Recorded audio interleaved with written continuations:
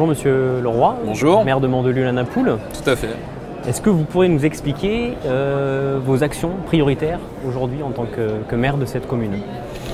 Alors, les actions prioritaires, elles sont sur plusieurs axes. Je pense que la première des priorités, c'est la résilience face aux risques majeurs, puisque ma commune est très exposée à ces derniers, notamment aux inondations et aux incendies. Et aujourd'hui, on est dans l'obligation de refaire une ville sur la ville en corrigeant les erreurs du passé.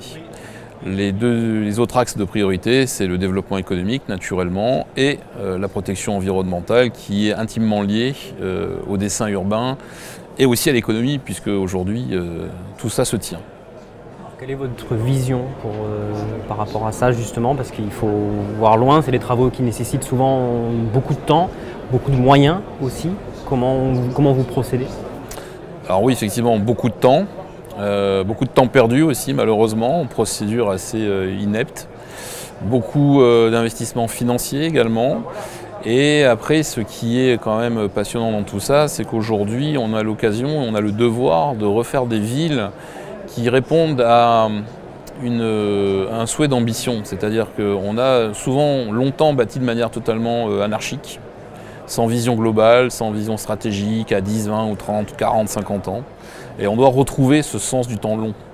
Et aujourd'hui, face aux risques majeurs, ça nous permet d'avoir ce moyen d'action pour refaire des villes qui doivent rendre aux citoyens ce qu'il doit trouver dans son cadre de vie immédiat, c'est-à-dire du bien-être, c'est-à-dire l'ensemble des services, la mobilité, l'économie, et de faire de la Côte d'Azur, qui est un territoire exceptionnel, le grand territoire d'attractivité qu'il fut jadis, qu'il reste encore, mais qui a bien sûr souffert de beaucoup de concurrence étrangère. Et aujourd'hui, c'est une compétition, c'est une guerre qu'il faut mener, et donc ça nous permet d'y arriver.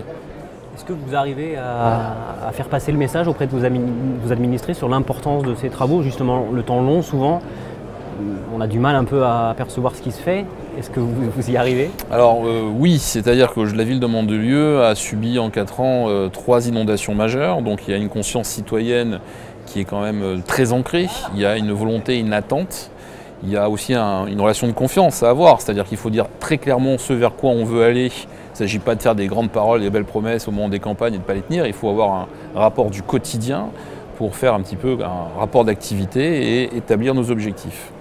Ensuite, ce qui est plus difficilement acceptable pour le citoyen, et c'est là où on a aussi nous beaucoup de mal, c'est de lui expliquer que des choses qui sont du bon sens, qui sont des beaux projets, ne peuvent soit pas se faire, soit se faire au bout de plusieurs années, voire décennies de procédures, d'échanges avec des sauts d'obstacles et parcours du combattant réglementaires et bureaucratiques qui aujourd'hui caractérisent la France dans toute sa splendeur.